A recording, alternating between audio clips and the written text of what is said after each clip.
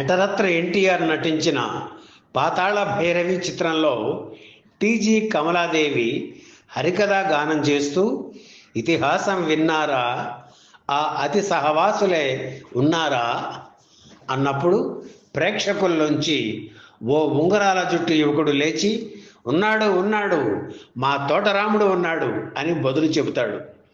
ఆ యువకుడే వల్లం నరసింహారావు. ఆనాటి అందాల నటుల్లో ఆయన ఒకరు. 6 ఏళ్ల వయసులోనే నట జీవితం ప్రారంభించిన వల్లం నరసింహారావు సినిమాల్లో హీరోగా నటించారు, సహాయ పాత్రలు పోషించారు, డబ్బింగ్ ఆర్టిస్టుగా కూడా తన గాత్రాన్ని ఎంతో మందికి అందించారు. తెలుగు చిత్ర పరిశ్రమలో ఒక వెలుగు వెలిగి చివరి దశలో ఆర్థిక ఇబ్బందులు అనుభవించిన వల్లం నరసింహారావు సినీ జీవిత విశేషాలు ఈ వీడియోలో చూద్దాం. 1928లో కృష్ణా జిల్లాలోని తిరువూరు గ్రామంలో జన్మించిన నరసింహారావు 6 ఏళ్ల వయసులో కోడూరుపాటి సరస్వతీ రామారావు నేతృత్వంలో బాలనటుడిగా కెరీర్ ప్రారంభించారు. చిన్ని కృష్ణుడు, బాలరాముడు పాత్రలు పోషించేవారు.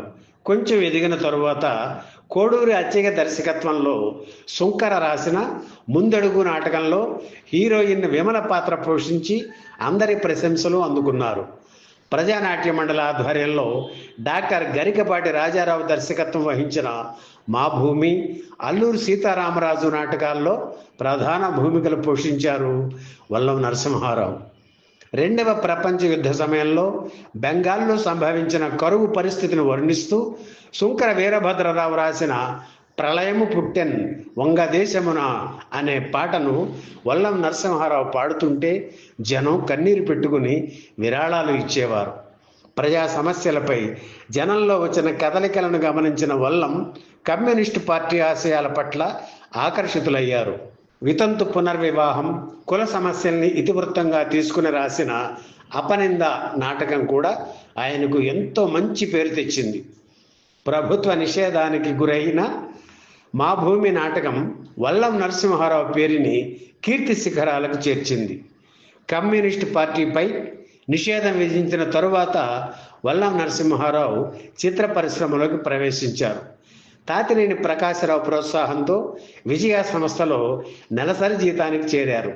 షావుకారు చిత్రంలో సహాయ పాత్ర పోషించారు. ఇందులో ఆయన బుర్ర కథ గానం చేశారు. అక్కడి నుంచి చంద్రహారం సినిమా వరకు విజయ సంస్థ నిర్మించిన చిత్రాల్లో నటించారు. ఆ తరువాత సారథి సంస్థ నరసింహారావును హీరోగా పరిచయం చేసింది.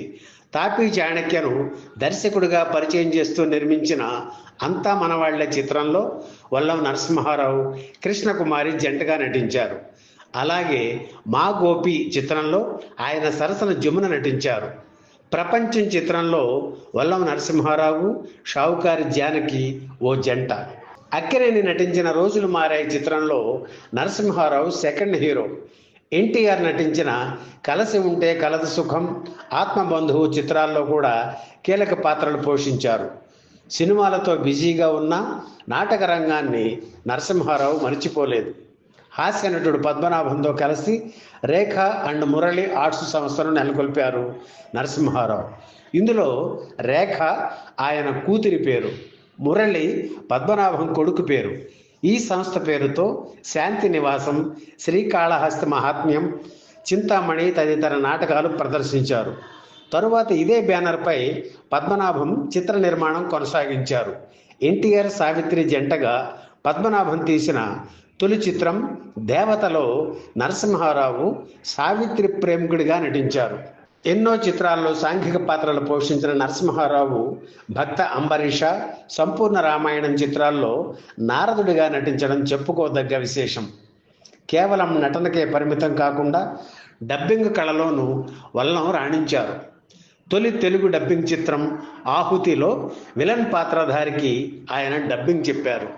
రాజ్ కపూర్, ఎంజీఆర్, జమినీ గణేశన్, రాజ్ కుమార్, నంబియార్, ముత్తురామన్, ప్రేమ్ నజీర్, రవిచంద్రన్, దారాసింగ్ ఇలా తెలుగు తెరకు పరిచయం అయిన పరభాషా నటులకు ఆయన తన గొంతు అరువు ఇచ్చి వారి ఖ్యాతిని ఇనుముడింపజేశారు వల్లం నరసింహారావు. చిలకమ్మ చెప్పింది చిత్రంలో రజనీకాంత్కి డబ్బింగ్ చెప్పింది ఈయనే. బుల్లితెరపై కూడా వల్లం నరసింహారావు తన ప్రతిభ ప్రదర్శించారు. జీవన తీరాలు సీరియల్లో ప్రధానమైన రాఘవయ్య పాత్రను ఆయన సమర్థవంతంగా పోషించారు. ఆయన సతీమణి ఇందిర నృత్య కళాకారిణి. అలాగే యువతరం కదిలింది వంటి కొన్ని చిత్రాల్లో ఆమె నటించారు. వీరికి 2 కుమారులు, రాజారాం, కళాధర్, ఒక కుమార్తె సమత. తుది శ్వాస వరకు ప్రజా చైతన్యమే పరమావధిగా భావించిన నరసింహారావు నిరాడంబర జీవితమే గడిపారు. ఆయన చివరి చిత్రం శంకర్ దాదా ఎంబీబీఎస్. ఇందులో స్వీపర్గా నటించారు. ఆర్థిక ఇబ్బందులు ఎదురైనా లెక్క చేయని నరసింహారావు 2006 మార్చి 13న హైదరాబాదులో కన్నుమూశారు. ఈ వీడియో మీకు నచ్చితే లైక్ చేయండి, షేర్ చేయండి, వెంటనే సబ్స్క్రైబ్ కూడా చేయండి.